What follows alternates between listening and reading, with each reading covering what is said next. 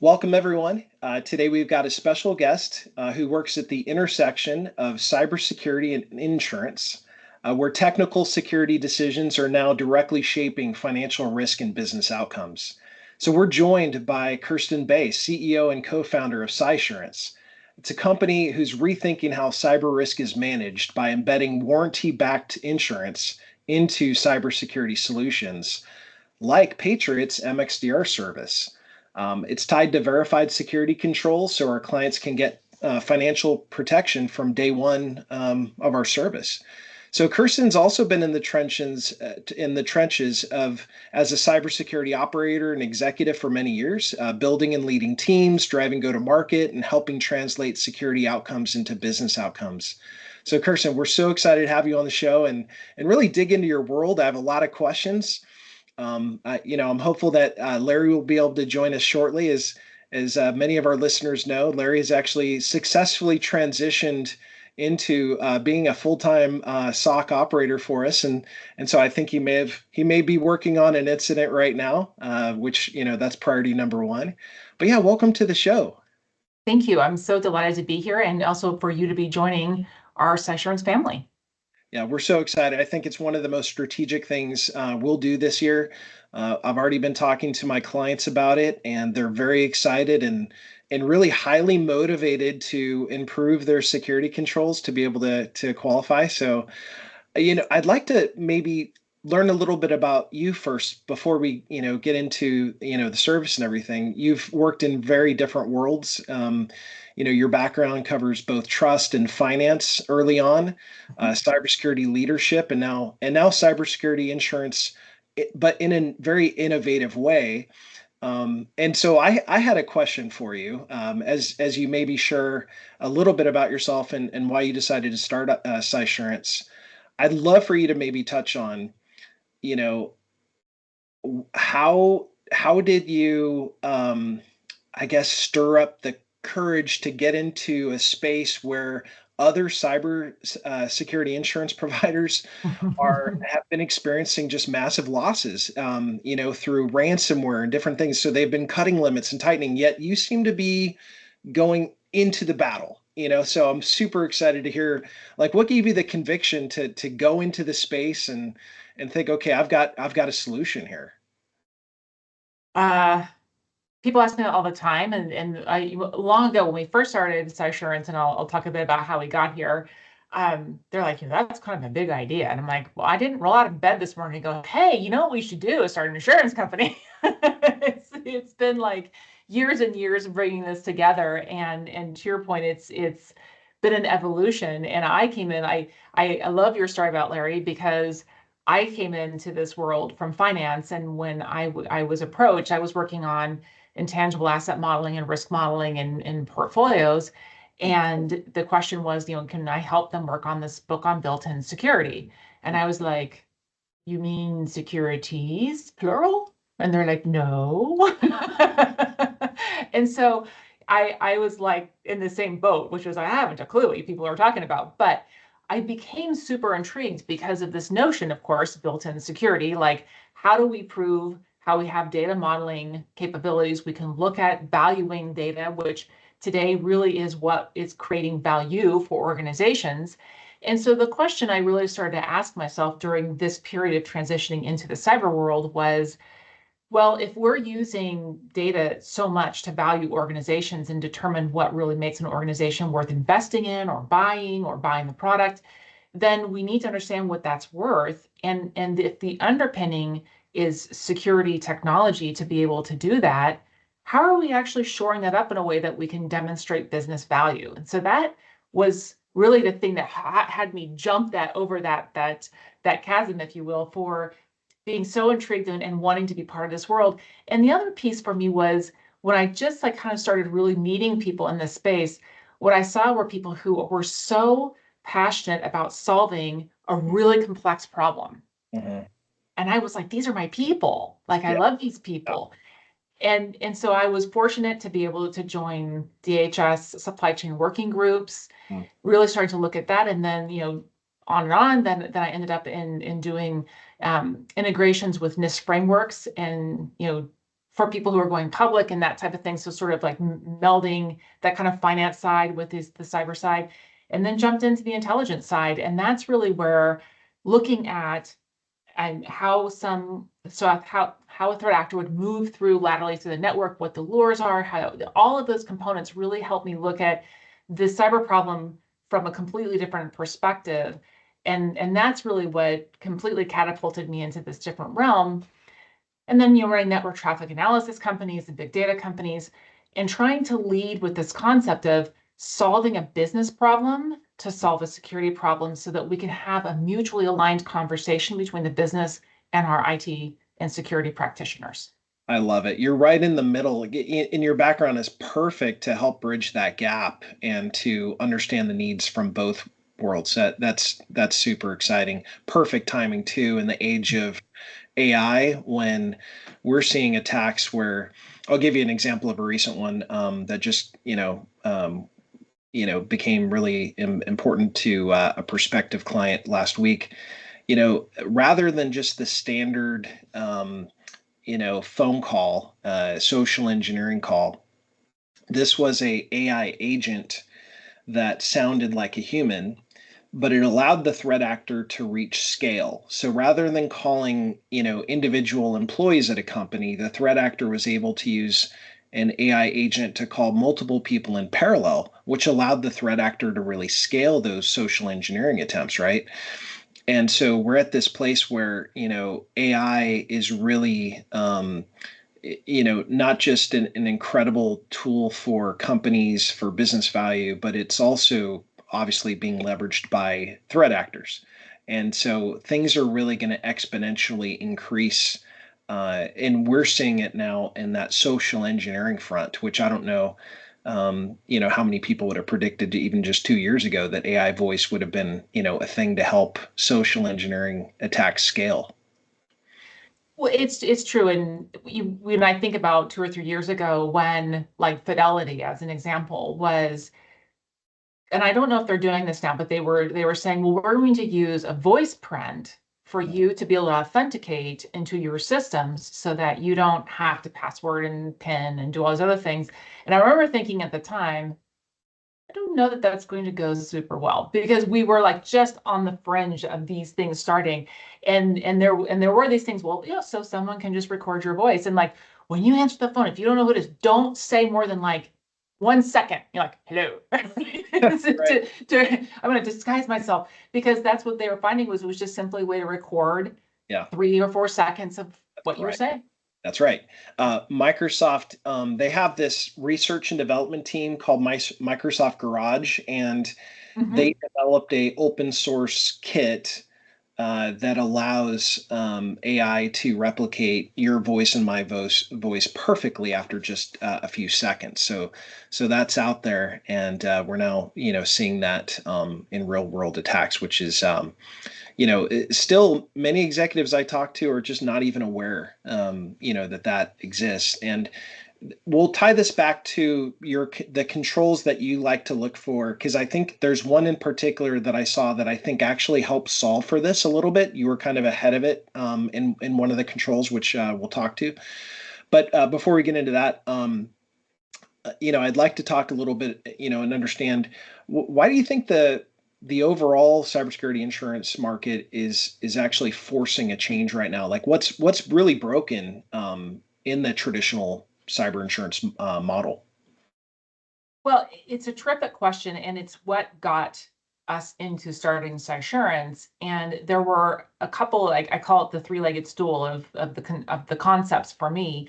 One was at the time when we started Cysurance, it was complexity in the questionnaires, which still exists, right? And it's like, and even for people who are seasoned professionals, like security professionals, you kind of get into this, how long is a piece of string question? Because they're like, well, do you have MFA? I'm like, what do you mean by that? Like, and so the trouble was that it was very difficult for someone to create a holistic picture of what their environment is, such that someone could underwrite against it. One, and that was very nascent at that time.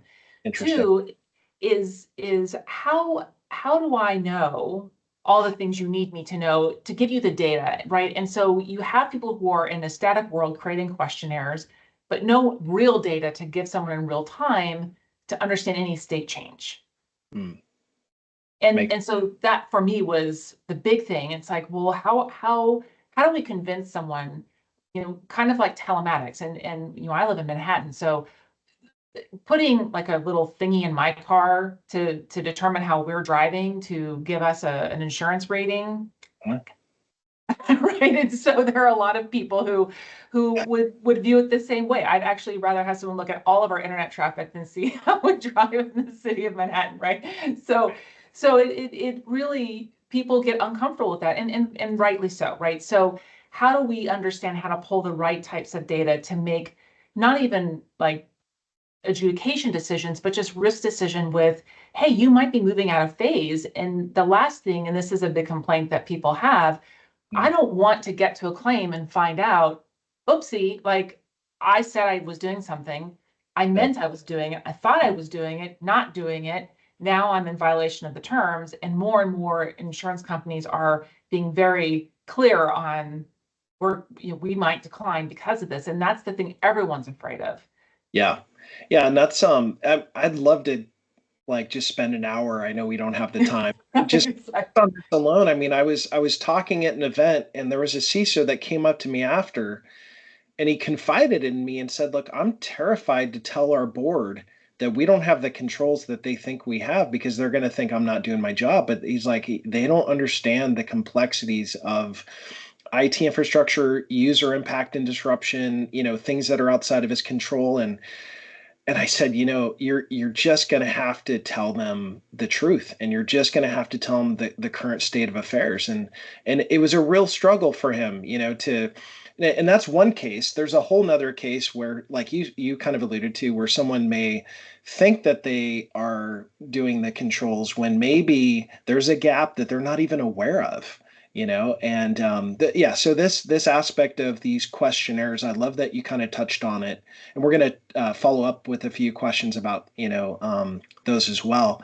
I couldn't help it but to add a few of my favorite controls on the risk assessment questionnaire that we're having all of our clients as they go through onboarding to get warranty coverage. I had to throw in a couple of my favorites in there too. Always fine.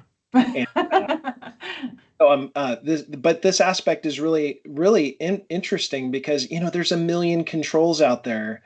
And, how do we go about finding like the first principle controls, the ones that you can't reduce further, the ones that, okay, these really mean something. And so I'm really fascinated. I have a question later where we'll get into especially with your number crunching background, how you went about like selecting, the most effective ones. But first, I want to talk a little bit about, customer eligibility.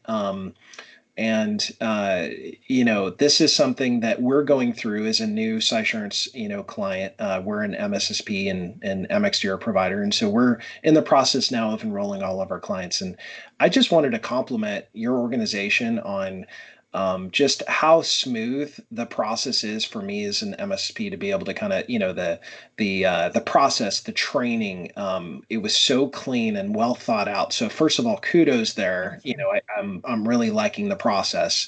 But for some of my clients that may be listening to this podcast, walk us through just so they're aware, like what does this process generally look like, starting obviously with the risk assessment questionnaire, and then, just kind of walk them through what it looks like to be able to get covered, by one of these warranties that Patriot's now going to be offering. Yes, well, it's an interesting process for us because we've refined over time, but this became a product for a couple of reasons. One, to help many organizations. A lot of MSSPs were coming, about 6 years ago, starting to develop out of being MSPs, or MSPs going to offer more security services. And this was a new revenue line for them. And so that meant that they had to either go to a customer and ask for a lot more, either as an MSSP or an MSP, than a customer is used to paying, but demonstrating there's a reason why we're asking for you to make these types of investments to protect your infrastructure. And so one of the ideas was being able to tie a financial metric to it that says, if you do these things, we can, and so we started looking at it as a certification, looking at the controls being offered, the products being offered, mean time to detection and remediation, knowing that we can help organizations in the time of crisis, but also knowing not that it's zero, because this is the biggest problem in cyber, to the point that you made around the CISO going to the board, is, and this was like the third leg of the stool, which is important, which is trying to also help reframe, either for a security practitioner or for an MSSP. There's no such thing as perfect, and there's no such thing as zero. There aren't zero car crashes or zero house fires either. But what we can do is control severity. And that's the key to these controls, and the key to our looking at certifying these types of solutions is, can we help demonstrate that when something goes wrong, because we've partnered with you, we know that the severity will be reduced because we have all these elements in place. And what we wanted to prove is that when you do not a million things, but 8 or 10 things, that these 8 or 10 things will take you from a catastrophic total crashed car to a fender bender. I love it. Yeah, and this really speaks to what the industry has seen over the last several years with zero trust. It is an operating model to, keep networks micro-segmented. So if there is an issue, the threat actor is very limited in what they can do, which was really founded upon, the principle of least privilege, but actually implementing that now through this zero trust framework. So this really aligns, I think, to where organizations are moving in their controls. But I like how you're offering that reward, that kind of that certification, and we're going to be printing out certificates to our clients, that meet all the required controls. So is kind of a badge. So we're very excited about that. What, in your opinion, kind of on this topic, what are the most common gaps that you see when an organization thinks that they actually have the controls in place? Maybe this you found maybe through a claim that, okay, they didn't. Is it like backups, or what's kind of the big gaps that you often find? We find two most significant ones. One is MFA, and it's like 40% coverage, or it's coverage between like a vendor system where there's connectivity between one network and another network, and there's an admin requirement between those points, and that piece doesn't have MFA, right? So, and one might say, oh, gosh, that's sort of buried, and how would I know? Except for that, it's a really key linkage between 2 points. Right. And so that's one, right? So it's not like random endpoint over in left field. It's significant connection points. The other is patching, right? And particularly firewall controls are a big one. And I'm sympathetic to it because they are changing all the time, and yet we find that because the threat actor has the ability often to see, if they're scanning, to see, they can often find those patches. And so we do a lot of outside the firewall scanning ourselves. And we get sometimes some pushback on that, and people are like, well, I'm not sure I'm comfortable with that. And I'm like, but all the threat actors are doing it. And I'm not asking you for one single piece of data that isn't internet facing. And just so we can see what everybody else might see. That's right. That's right. It's an arms race. Threat actors have access to tools like Shodan that are continuously crawling. So they don't even really need to, reveal their source IP. They'll just use open source tools to identify, what operating system version your, firewall is running at. They can cross map that the instant a vulnerability becomes known and exposure is known, and now they have a targeted list. And often there's 1,000 to 10,000 of those kind of exposed endpoints. And so it's a race. Can those organizations internally rush to apply patches? And the challenge, I was an IT director for many years, and so the challenge is some of those patches actually are disruptive, bad. They can break and bring down businesses. So this principle of resilience in the midst of an event is so critical. There's a book I love by Rick Howard. It's called Cybersecurity First Principles. And there's a chapter on resilience that talks about, having an organization continue to operate in the midst of an event And I just loved his perspective on this, right? Because this issue that you're really touching on, patching and firewalls in particular, over the past 2 years has just been an epidemic problem, in particular with a few vendors. I won't mention their names, but there's been a few that have they've had some tough years.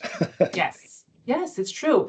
And it's a challenge because and I it was a conversation I had years ago with someone who became the CISO of a big brand that has franchises, all kinds of franchises. And I was asking, well, how do you support all of these different types of franchises? And he said, well, it's interesting because number one, it's not a requirement. Number two, we're there to help support, but it's literally like number 35 on the list of things that these new franchise owners are worried about because food temperature, compliance with employment law, like all of these things are really critical for these organizations running businesses. And candidly, security just isn't like the top of the list. And so I'm like, oh gosh, it's terrible. But the fact is that we're all in the business of doing business.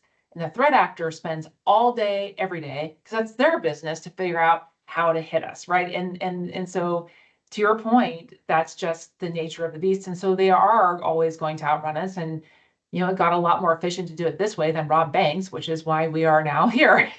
Yeah. So Yeah, and they're doing it from countries where there is no extradition treaty, and probably from governments that even encourage the kind of behavior due to geopolitical issues, and so we're just not going to see that stop anytime soon. There's I think been some proposals talking about verifying identities at the source of internet connections. Very, very hard to actually implement. That would require countries to even turn off peering connections to other countries, but then you have VPNs to get around that. So as long as we have commerce on this thing, it's going to be a problem for the foreseeable future. Big challenge for sure. And So yes, patching, big one. MFA, huge. You mentioned, I liked what you talked about where you've seen cases where MFA wasn't fully deployed. What we're also seeing in the front lines is that it's no longer enough just to have like 2FA, but yes, the flavor of 2FA or the flavor of MFA. So when I say 2FA, for those that aren't familiar with the vernacular, two-factor authentication. So you've got maybe a password and maybe a text message, right? That would be classic two-factor authentication.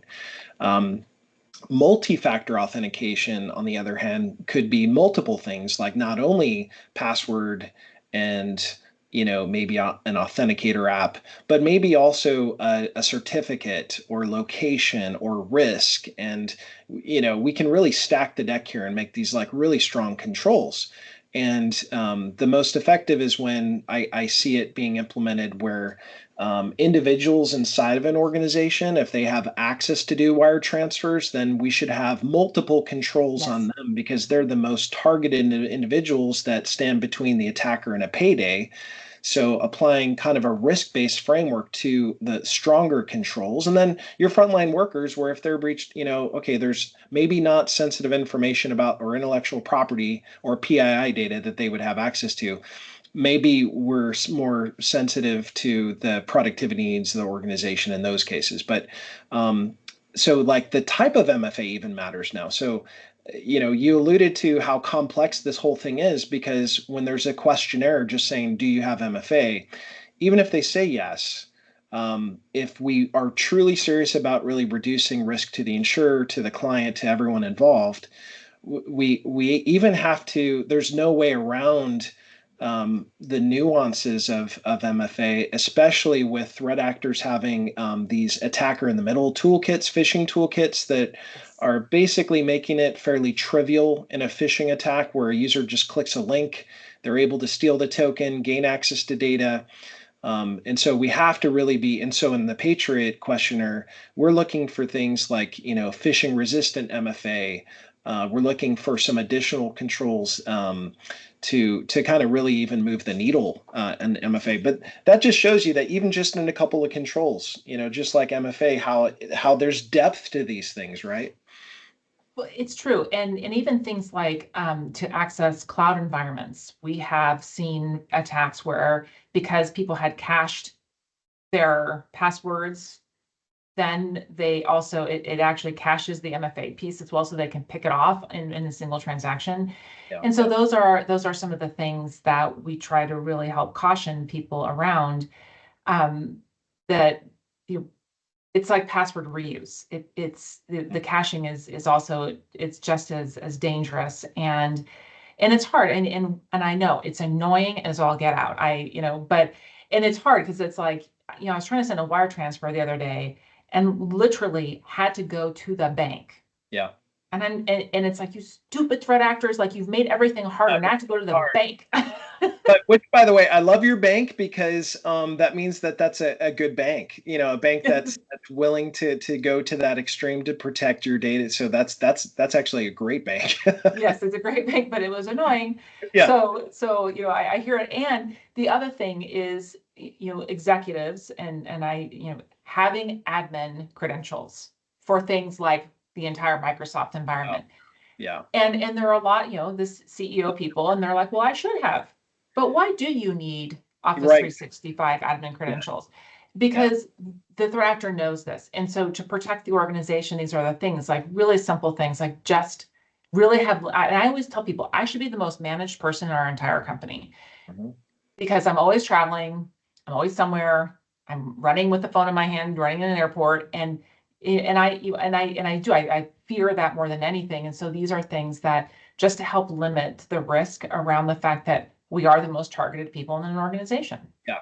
Yeah. Assume breach is such a great principle, right? We have to assume that your device is going to get compromised or may already be. So let's limit the amount of data that you have access to. Let's limit, like you talked about earlier, the severity of the incident. And so that assume breach mindset is so huge.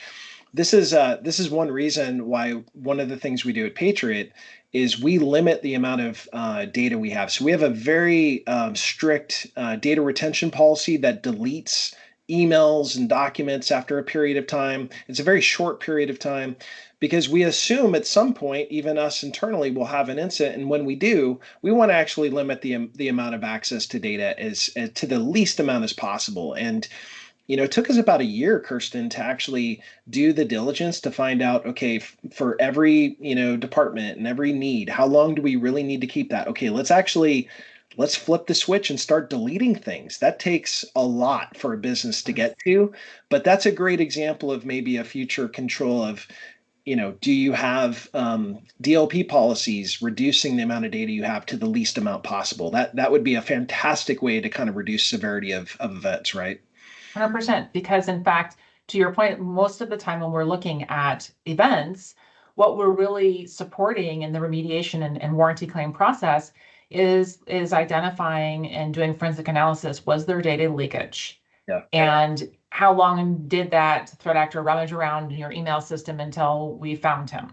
Yeah. And so those are the things that, now do we have disclosure, and when do we have disclosure? And so that's where a lot of our warranty remediation dollars go towards, is that type of management. Yeah. So I can't resist a side kind of comment here. When I read disclosures by organizations and they'll often have a paragraph that says, there's no known access to any of this information. In the back of my mind, I know oftentimes it's because they didn't have auditing or logging to prove one way or the other. So it's really a funny thing that, and I don't know if you have an opinion on this or not, but that if you ironically didn't have auditing and logging to show exfiltration, it actually probably helps some of those organizations when they do their disclosure saying, we don't have any evidence that the threat actor accessed the data that it exfil, because there frankly is no log, showing that.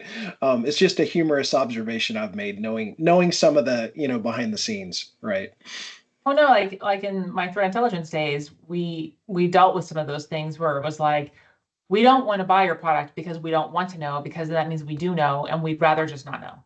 Yeah. And I can't do anything about it anyway. So let's just not do that. Right. And, the blessing of plausible deniability, I suppose. But But no, we one of the first things we do is we turn on auditing of there's a specific event in, for example, in a mailbox. It's called mail item accessed, and it helps you know exactly which emails the threat actor access because if it's a gigantic mailbox and they only access like 5 items, that's definitely the difference perhaps between like a material event and something maybe otherwise. It kind of depends, but yeah, the auditing can both be a blessing and a curse sometimes. So a question for you. We a few weeks ago we actually issued our press release about how we're now offering the warranty-backed insurance, which we're so excited to do. Um, can you maybe just provide a high-level overview of the type of events that this can cover? Like the ones off the top of my head I'm aware of. It can be used, for example, for their legal liability protection, business income loss protection, BEC events. Did I cover the majority of those, or are there any other, things that this warranty coverage can help these, clients with? So both ransom and a BEC to start. And we use those as the triggering events, right? Because those are the ones that obviously are the most costly in an environment. So we wanted to really focus on those pieces. And also because, to your point, once you have one of those two things happen, then you have downstream potential impact. You have potential data loss. So you have reporting that might be necessary. You would have, of course, remediation. And so we bucketize the warranty benefit so that we have enough dollars around reimaging machines, getting backups back in place, all the components. And that's why immutability, as an example, is a really key one.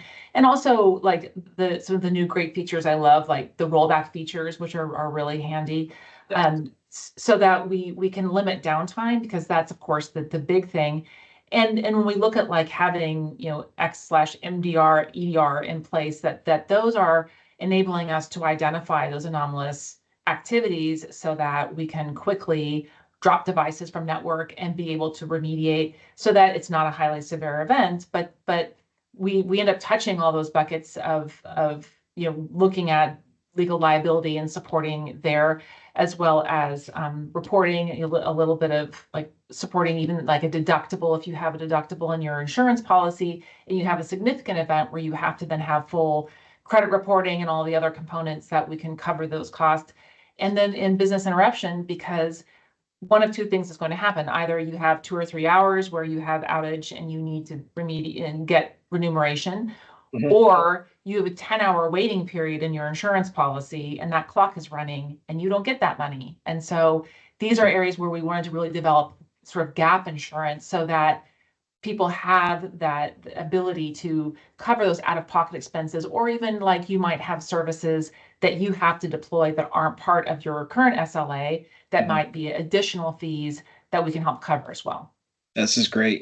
I think any business that really provides, value and differentiated value like what you're offering is just going to be incredibly successful. So I'm happy to get the word out here, through Mhm. the podcast, Yes. what you're doing. It's really fantastic.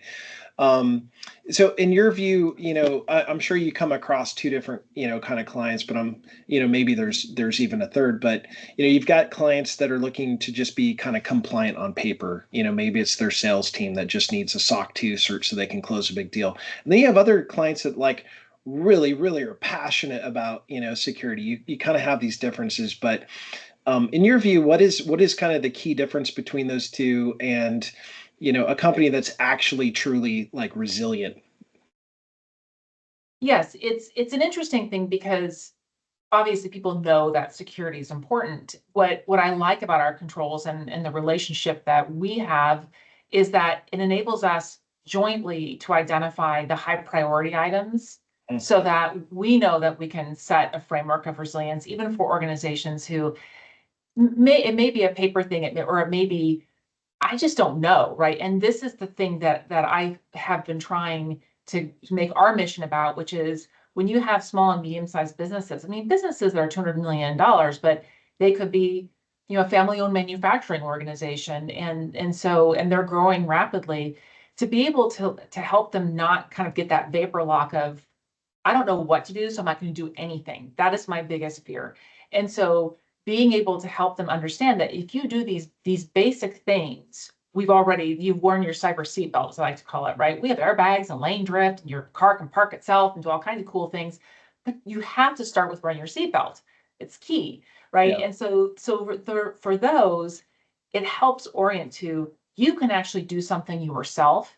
You Mm. have probably Office 365. All that stuff lives in there. You can have immutability in that product. You can Yeah. have MFA in that product. You can Yep. have data retention in that product. And so it's getting people, you can set it yourself. You have the tools. We can expand them. We can do least privilege and Okta and like all this other stuff. But knowing that there are things that they have power over and that they're simple enough, I Mhm. think helps the people who are like, look, I've just got to check the box and move on, Yeah. actually understand there are ways for them to meaningfully change their own risk profile. Yeah. So definitely education, right? Helping them. Mm-hmm.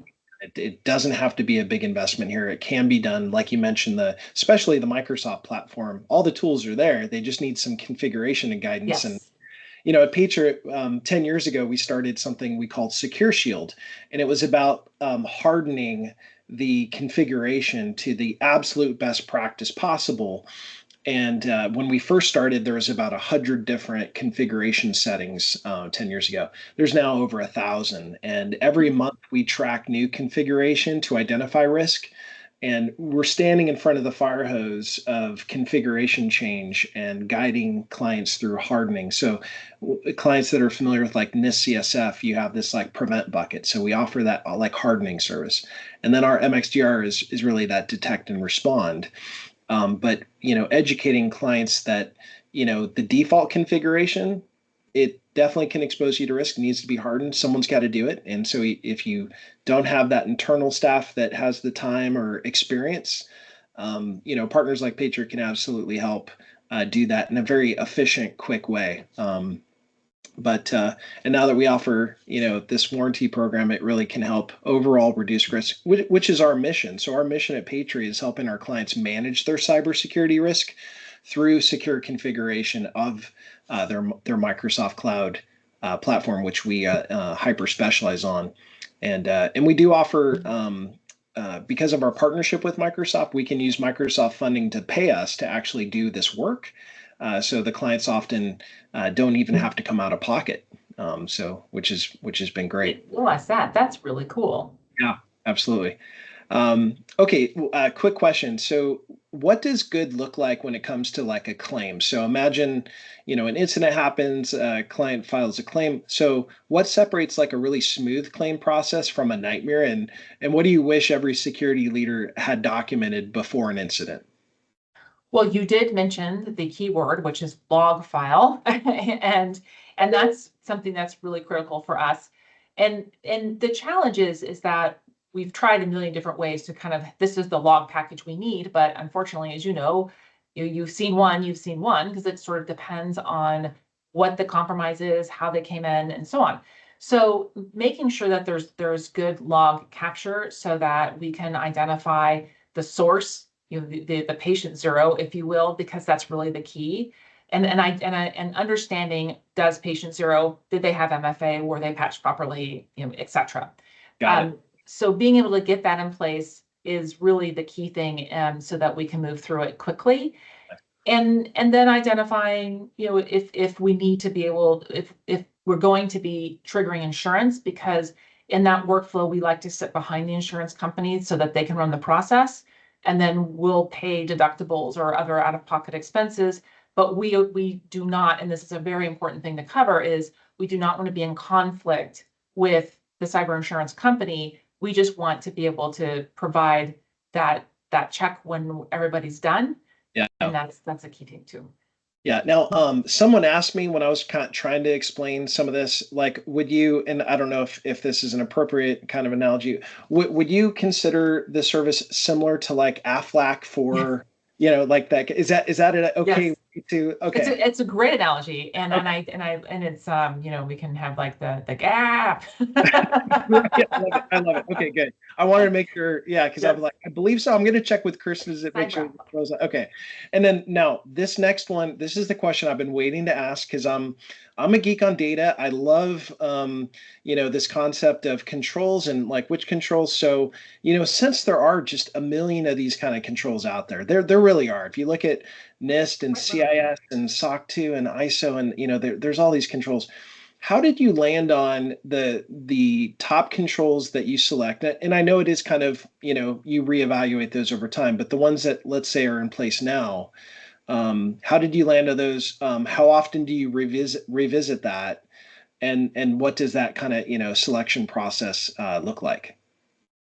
Well, it really came from years of my looking at the mapping of compromise and where those pivots occur in environments, and really looking at, well, what are the basic ways that we can help mitigate that? And the truth is that in the organic world, right, there are baseline fundamentals that are true of everything, of biology and physics, and I believe that to be true also of cyber, even with AI and these other complexities.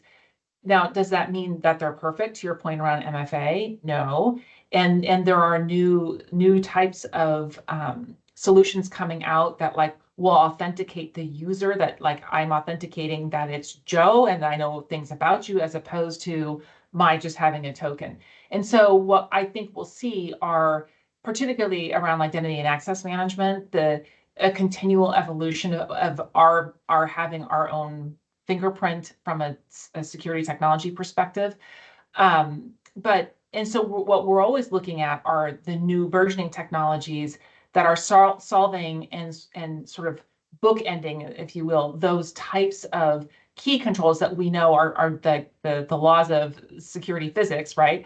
That then help augment what we know are the fringes of, when we know that there like might be a patch missing, or you might be one version behind, or things like that, where we help kind of shore up some of those other elements. And I have a list of them. Is it okay if I share that just so Of that people? course, Okay. yes. And also I want to see the ones that you added. Oh, okay, cool. Awesome. So, um, and I love this list. So, clients need, next gen AV EDR. So let's talk about that briefly. Antivirus in and of itself, signature-based files, no longer good enough, right? Because threat actors can have polymorphic malware that can call home through C2, get new signatures, bypass. So we really want to see EDR, and that's pretty. I haven't really met a client in the last several years that didn't have EDR, so this is good. But we need to make sure that they have good asset control to make sure that they're a new machine is getting onboarded quickly, because it's often threat actors will find the gap. They'll find those machines that are not onboarded. And so I like to ask clients about their, inventory control, their asset protections, which a lot of the good, regulations and frameworks, ask those questions about asset control. MDR SIM, I met a client the other day that had all the right security stack, but they didn't have an MDR and SIM, and they had an event, and sure enough, and this is why they were calling me. They wanted to, become a Patriot client, but not having a SOC is really tough. So I love the fact that you guys really emphasize this. MFA, we spoke about backups, not just backups, but they got to be immutable, because threat actors will go in there and they'll delete the backups. It's like the first thing they do, First thing. because a backup is really preventing the attacker from a payday. Because if a client can restore from backup, in the event of a ransomware event, the client's probably not going to pay that ransom if backups are there. So this arguably could be maybe the most critical one when we're talking about, ransomware. Data privacy encryption, pretty self-explanatory. Patching, to your point, this will always be true of IT. This is one of those classics that's just got to be there. And I like what you did here is you made it reasonable to achieve, right? Yes. So I talked about earlier about many IT departments struggle with, hey, if I'm the first to deploy this could brick all of our servers. We have to find a balance here. And so, in my opinion, this is a gracious, kind of generous window here that you're giving. And it shows that you guys are very reasonable in this.